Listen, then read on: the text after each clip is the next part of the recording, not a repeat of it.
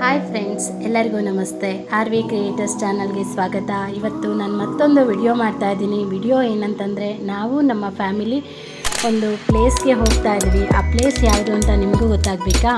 ಹಾಗಿದ್ದರೆ ನನ್ನ ಚಾನಲ್ನ ಮೊದಲು ಲೈಕ್ ಮಾಡಿ, ಶೇರ್ ಮಾಡಿ, ಸಬ್ಸ್ಕ್ರೈಬ್ ಮಾಡಿ ಅಂತ ಹೇಳ್ತಾ ವಿಡಿಯೋ ಸ್ಟಾರ್ಟ್ ಮಾಡ್ತಾ ಇದ್ದೀನಿ. ಸೊ ನಾವು ಹೋಗ್ತಾ ಇರೋದು ನೋಡಿದ್ರೆ ಆಲ್ಮೋಸ್ಟ್ ನಮ್ಮ ತುಮಕೂರು ಜನತೆಗೆ ಗೊತ್ತಾಗುತ್ತೆ ಎಲ್ಲಿಗೆ ಹೋಗ್ತಾ ಇದ್ದೀವಿ ಅಂತ. ಎಲ್ರಿಗೂ ನಾವೆಲ್ಲಿಗೆ ಹೋಗ್ತಾ ಇದ್ದೀವಿ ಅಂತ ಎಲ್ರಿಗೂ ಗೊತ್ತಾಗಬೇಕಾ? ಹಾಗಿದ್ರೆ ನೋಡಿ ಈ ವಿಡಿಯೋನ ಎಲ್ಲೂ ಸ್ಟಾಪ್ ಮಾಡ್ತೀರಾ. ಫ್ರೆಂಡ್ಸ್, ಇವತ್ತು ನಾವು ಬಂದಿದ್ದೀವಿ ನಮ್ಮ ತುಮಕೂರಿನ ಹತ್ತಿರ ಇರುವಂತಹ ಪಂಡಿತನಹಳ್ಳಿಯ ಬಸದಿ ಬೆಟ್ಟಕ್ಕೆ. ಬಸದಿ ಬೆಟ್ಟ ಮೀನ್ಸ್ ಈಗ ಇಡೀ ಇಂಡಿಯಾಗೆ ಇದು ಪರಿಚಿತವಾಗಿರುವುದು ಮಂದಾರಗಿರಿ ಎಂದೇ ಪರಿಚಿತವಾಗಿದೆ. ಸೊ ಈ ಒಂದು ಬೆಟ್ಟಕ್ಕೆ ನಾವು ಇವತ್ತು ಬಂದಿದ್ದೀವಿ. ಬನ್ನಿ ನೋಡೋಣ ಹೇಗಿದೆ ಇಲ್ಲಿನ ವೈಭವ ಏನು ಅಂತ ತಿಳಿದುಕೊಳ್ಳೋಣ. ಬಸದಿ ಬೆಟ್ಟ ಎಂಬುದು ನಮ್ಮ ತುಮಕೂರಿನ ಜನತೆಗೆ ಲೋಕಲ್ಲಾಗಿ ಬಸದಿ ಬೆಟ್ಟ ಅಂತಲೇ ಕರೆಯೋದು. ಆಚಿನ ಜನರಿಗೆ ಗೊತ್ತಾಗಬೇಕು ಅಂತಂದರೆ ಮಂದಾರಗಿರಿ ಹಿಲ್ಸ್ ಅಂತಲೇ ಕರೀತಾರೆ. ಸೊ ಈ ಮಂದಾರಗಿರಿ ಹಿಲ್ಸ್ಗೆ ಇವತ್ತು ನಾವು ಕೂಡ ಬಂದಿದ್ದೀವಿ. ಆಲ್ಮೋಸ್ಟ್ ಎಲ್ಲ ಜನ ಕಾಲ್ನಡಿಗೆಯಲ್ಲಿ ನಡ್ಕೊಂಡು ಕೂಡ ಹೋಗ್ತಾ ಇದ್ದಾರೆ. ಅದರಲ್ಲೂ ನಾವು ಲೇಕಿಂದ ಹಿಂಭಾಗದ ಸೈಡಿಂದ ಬರ್ತಾ ಇದ್ದೀವಿ. ಕಾರಲ್ಲಿ ಬರ್ತಾ ಇರೋದ್ರಿಂದ ಮುಂದೆ ಬೆಟ್ಟ ಹತ್ತುತ್ತಾ ಇಲ್ಲ. ಹಾಗಾಗಿ ಈ ಒಂದು ಪ್ಲೇಸ್ಗೆ ನಾವು ನಾರ್ಮಲ್ ದಾರಿಯಲ್ಲೇ ಹೋಗ್ತಾ ಇದ್ದೀವಿ. ಫ್ರೆಂಡ್ಸ್, ಈ ಒಂದು ಬೆಟ್ಟ ತುಮಕೂರಿನಿಂದ 8 ಕಿಲೋಮೀಟರ್, ಕ್ಯಾತ್ಸಂದ್ರದಿಂದ 5 ಕಿಲೋಮೀಟರ್, ಹಾಗೆಯೇ ಬೆಂಗಳೂರಿನಿಂದ 60 ಕಿಲೋಮೀಟರ್ ದೂರದಲ್ಲಿದೆ. ಬನ್ನಿ ಫ್ರೆಂಡ್ಸ್, ನೋಡೋಣ ಈ ಒಂದು ವಿಡಿಯೋದಲ್ಲಿ ಏನೇನೆಲ್ಲ ನಾವು ನೋಡ್ಬೋದು ಅಂತ, ಇಲ್ಲಿ ಏನೇನು ನೋಡಲಿಕ್ಕೆ ಸಿಗುತ್ತೆ ನಮಗೆ ಅನ್ನೋದನ್ನು ನಾವು ಈ ವಿಡಿಯೋದಲ್ಲಿ ನೋಡೋಣ.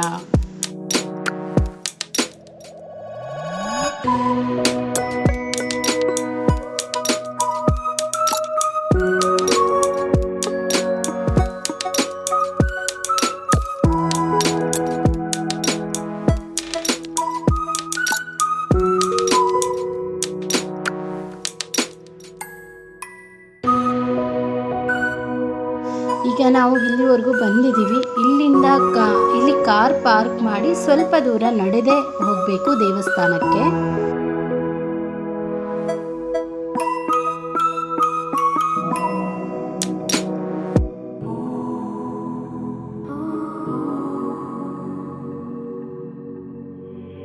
ಫ್ರೆಂಡ್ಸ್, ನಾವು ಬೆಟ್ಟದ ಮೇಲಿಂದ ನೋಡಿದ್ರೆ ಸ್ವರ್ಗನೇ ಭೂಲೋಕಕ್ಕೆ ಎಳೆದು ಬಂದ ಹಾಗಿದೆ. ನೋಡ್ಬೋದು ನೀವು, ಎಷ್ಟು ಚೆನ್ನಾಗಿ ಕಾಣಿಸ್ತಾ ಇದೆ. ಸುತ್ತಮುತ್ತಲ ಬೆಟ್ಟ ಗುಡ್ಡಗಳು, ಹಾಗೆ ಅಲ್ಲಿರುವಂತಹ ಕೆರೆ. ಇಲ್ಲಿ ಕೆರೆ ಕೂಡ ತುಂಬಾ ಫೇಮಸ್ ಆಗಿದೆ ಫ್ರೆಂಡ್ಸ್.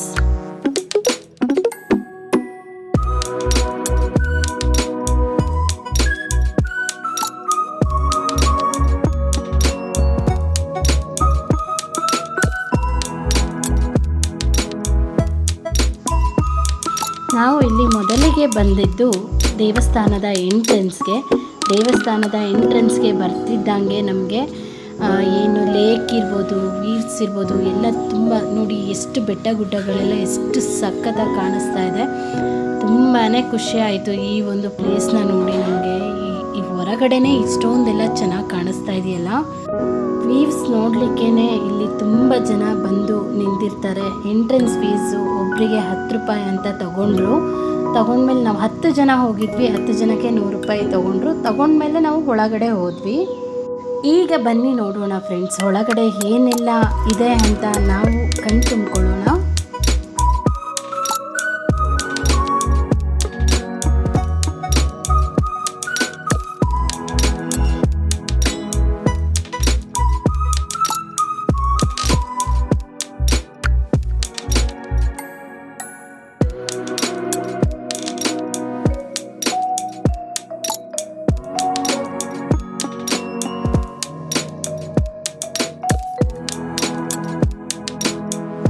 ಮೊದಲಿಗೆ ನಾವು ಹೋಗಿದ್ದು ಭಗವಾನ್ ಶ್ರೀ ಚಂದ್ರನಾಥ ಸ್ವಾಮಿಯವರ ದರ್ಶನಕ್ಕೆ.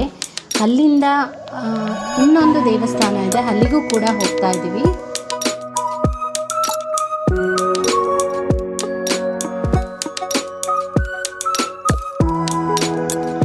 ತದನಂತರ ನಾವು ಬಂದಿದ್ದು ಪಾರ್ಶ್ವನಾಥ ಸ್ವಾಮಿಗಳ ದೇವಸ್ಥಾನಕ್ಕೆ. ಇಲ್ಲೂ ಕೂಡ ಸ್ವಾಮಿ ದರ್ಶನನ ಪಡ್ಕೊಂಡು ಅವರ ಆಶೀರ್ವಾದನ ಪಡ್ಕೊಂಡು ಮತ್ತೆ ನೆಕ್ಸ್ಟ್ ಇನ್ನೊಂದು ಕಡೆ ಹೊರಟಿದ್ದೀವಿ.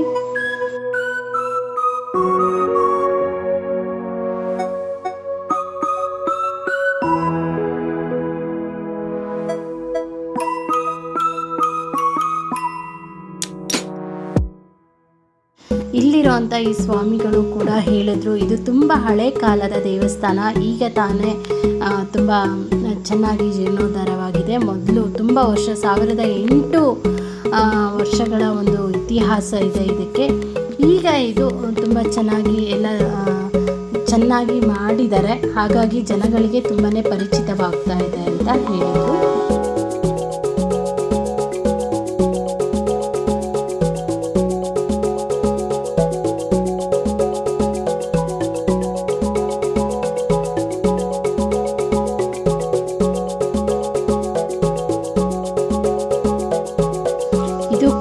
ಶ್ರೀ ಭಗವಾನ್ ಪಾರ್ಶ್ವನಾಥರ ಸನ್ನಿಧಿ.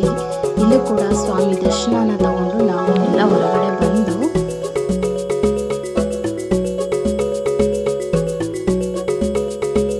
ನಿಮ್ಮ ಹುಟ್ಟು ಹಬ್ಬಗಳಿಗೆ, ಹಾಗೆ ಮಕ್ಕಳ ಜನ್ಮ ದಿನಾಚರಣೆಗೆ, ಹಾಗೆ ಮದುವೆ ವಾರ್ಷಿಕೋತ್ಸವಕ್ಕೆ ಏನಾದರೂ ಇದ್ದರೆ ಇಲ್ಲೇ ಬಂದು ಒಂದು 1008 ರೂಪಾಯಿಗಳನ್ನ ಕೊಟ್ಟು ನೀವು ಇಲ್ಲೇ ಪೂಜೆ ಮಾಡಿಸ್ಬೋದು ಫ್ರೆಂಡ್ಸ್.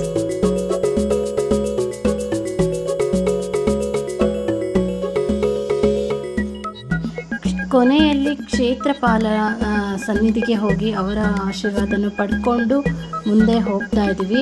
ಅಂದರೆ ಇಲ್ಲಿಗೆ ದೇವಸ್ಥಾನ ಕಂಪ್ಲೀಟ್ ಆಯಿತು ಅಂತ ನಾನು ಅಂದ್ಕೊಂಡೆ, ಆಮೇಲೆ ಗೊತ್ತಾಯಿತು ಇಲ್ಲಿ ಇನ್ನೊಂದು ಸ್ವರ್ಗನೇ ಕಾದಿದೆ ಅಂತ. ಬನ್ನಿ ನೋಡೋಣ ಅದು ಏನು ಅಂತ.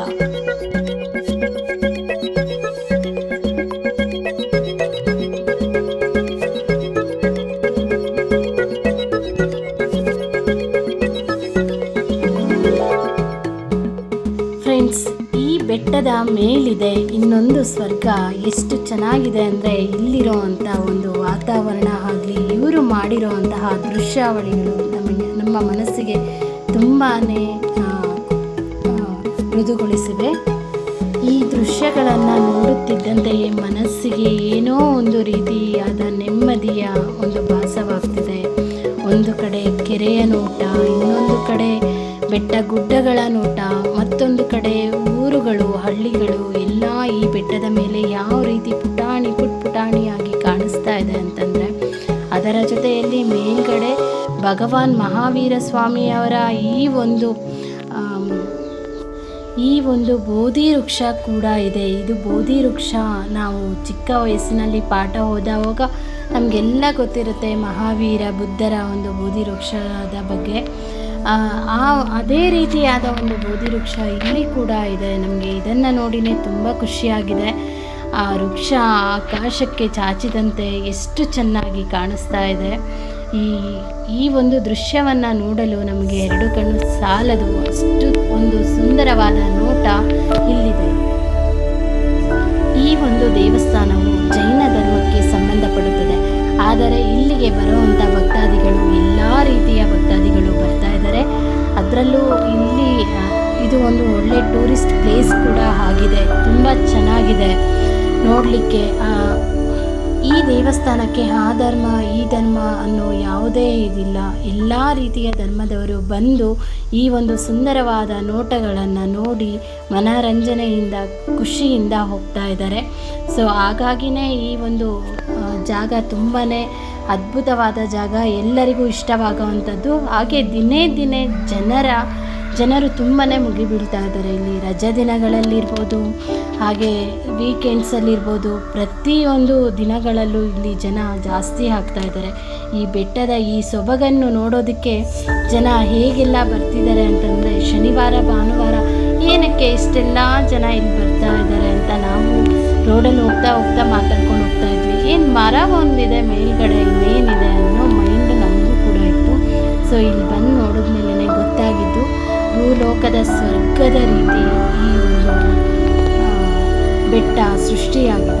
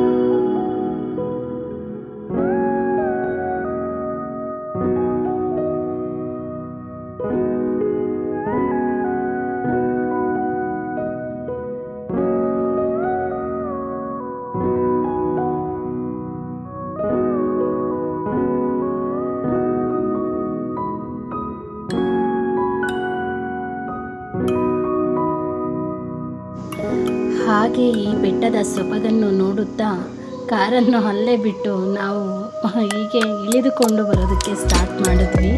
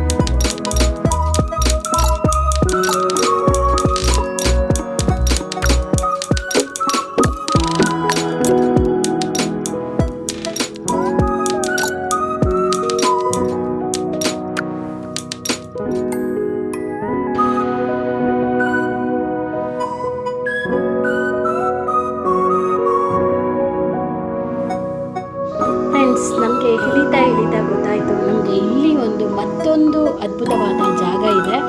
ಆ ಜಾಗ ಕೂಡ ನಾವು ನೋಡಬೇಕು ಅಂತ. ಅದೇನು ಅಂತ ಬನ್ನಿ ನಾನು ತೋರಿಸ್ತೀನಿ ನಿಮಗೆ.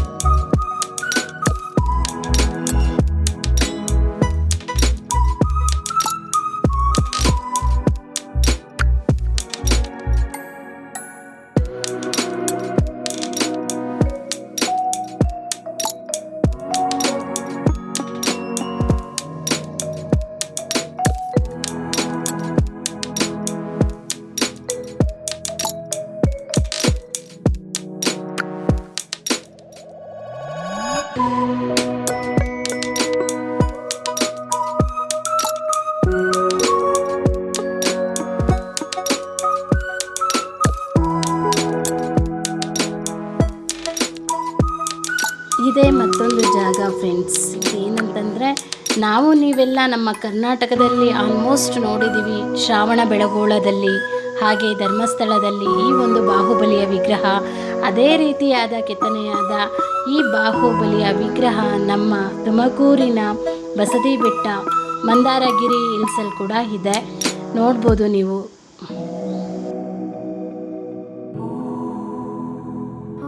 ಹಾಗೆ ನಾವು ಕೆಳಗೆ ಇಳಿದು ಬಂದ ತಕ್ಷಣ ನಮಗೆ ಸಿಕ್ಕಿದ್ದು ಪಿಕಾಕ್ ಹಿಲ್ಸ್. ಇದನ್ನು ನಾವು ಆಲ್ಮೋಸ್ಟು ರಸ್ತೆ ಬದಿಯಲ್ಲಿ ಹೋಗ್ತಾ ಅಂದ್ಕೊಳ್ತಾ ಇದ್ದಿದ್ದು ಇದನ್ನು ಪಿಕಾಕ್ ಹಿಲ್ಸ್ ಅಂತಲೇ. ಆದರೆ ಇದು ಪಿಕಾಕ್ ಹಿಲ್ಸ್ ಅಲ್ಲ, ಇದರೊಳಗಡೆ ಇರೋದು ಗುರುಗಳ ಒಂದು ಸ್ಮರಣಾರ್ಥಕವಾದ ಒಂದು ಗುಹೆನ ಇವರು ಮಾಡಿದ್ದಾರೆ. ಗುರು ಸ್ಮರಣ ಮಂದಿರ ಅಂತ ಹೇಳಿಬಿಟ್ಟು ಇದು.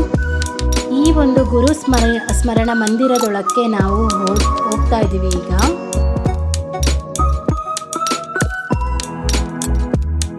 ಬನ್ನಿ ಫ್ರೆಂಡ್ಸ್, ನೋಡೋಣ ಈ ಗುರು ಸ್ಮರಣ ಮಂದಿರದಲ್ಲಿ ಏನಿದೆ ಅಂತ.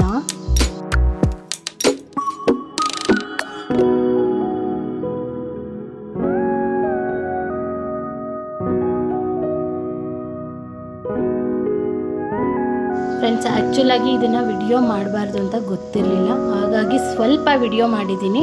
ಆಮೇಲೆ ಮಾಡಲಿಕ್ಕೆ ಹೋಗಲಿಲ್ಲ, ಯಾಕೆಂದರೆ ಅಲ್ಲಿ ಹಾಕಿದ್ದಾರೆ ಇಲ್ಲಿ ವಿಡಿಯೋ ಮಾಡೋ ಹಾಗಿಲ್ಲ ಅಂತ.